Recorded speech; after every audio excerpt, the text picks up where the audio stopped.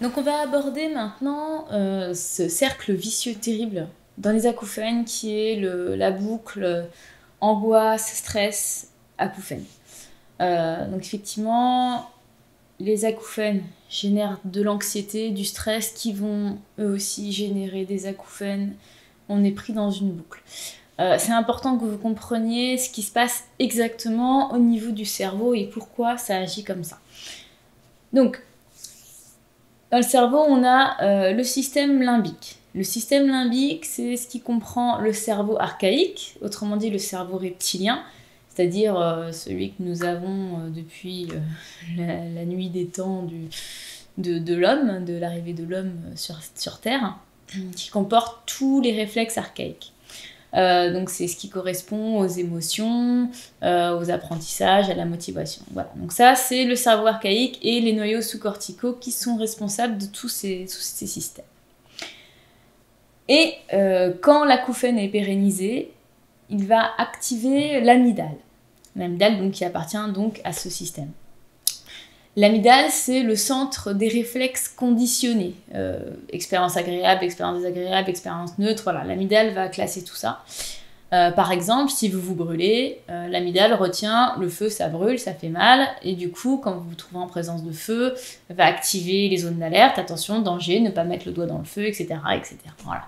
Ça vous paraît logique, adulte, ne pas mettre le doigt dans le feu, mais souvenez-vous, petit, voilà, on a tous mis le doigt sur la bougie d'anniversaire, on s'est tous cramés, et on a tous compris ce jour-là, malgré le fait que nos parents nous répétaient sans cesse qu'il fallait pas le faire, c'est le jour où on l'a fait qu'on a compris. Et bien ça, c'est l'amygdale qui nous permet, par l'expérience, de comprendre et puis de mettre en pratique les choses.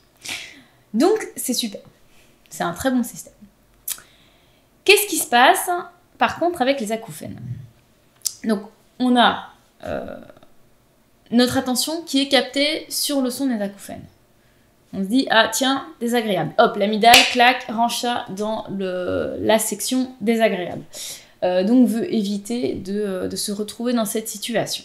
Du coup, met en éveil le système d'alerte qui va faire attention à l'acouphène. Et c'est là qu'on rentre dans le cercle. On va avoir les sens en éveil sur l'acouphène, on va se rendre compte plus souvent de sa présence. Vous avez plein de gens qui vivent avec des acouphènes qui ne s'en sont jamais rendus compte. Ils vont vivre 10 ans, 15 ans avec des acouphènes, jusqu'au jour où ils vont tomber sur une émission, ou alors quelqu'un va leur dire « Ah, j'ai des acouphènes », et là, ils vont se boucher les oreilles, « Ah bah tiens, oui, c'est vrai, effectivement, maintenant que tu le dis, moi aussi. » Voilà, c'est le moment où on le remarque. Mais on peut très bien le remarquer, et bien le vivre, et se dire « Ah ouais, tiens, c'est marrant. » Ou alors, en faire une angoisse, en faire un stress. Et là, c'est là qu'on tombe dans cette boucle de l'amygdale qui va classer ça dans l'expérience négative. Et mise en route des systèmes d'alerte.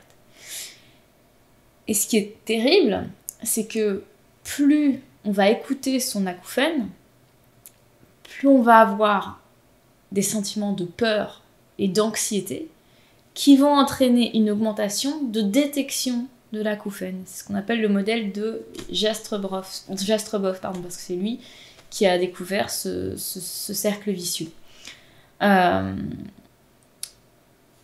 Donc, c'est primordial d'enrayer ce schéma pour se sortir de ces acouphènes. Tant que les acouphènes généreront chez vous de la peur, de l'angoisse, du stress, vous allez vous retrouver dans cette boucle infernale. Et c'est quelque chose à dépasser avant même de pouvoir entreprendre les choses qui vont vous permettre de vous débarrasser des acouphènes. Parce que tant que votre système est en alerte, il va le remarquer et on rentre dans cette boucle infernale. Vous avez aussi Herbert et Hall qui en 2012 avait fait pareil, hein, avait fait des mises en observation, des études là-dessus. Lurquin aussi, et ils en sont tous venus vraiment à cette conclusion-là, de ce cercle vicieux et de cette corrélation très forte entre le stress, l'anxiété et les acouphènes.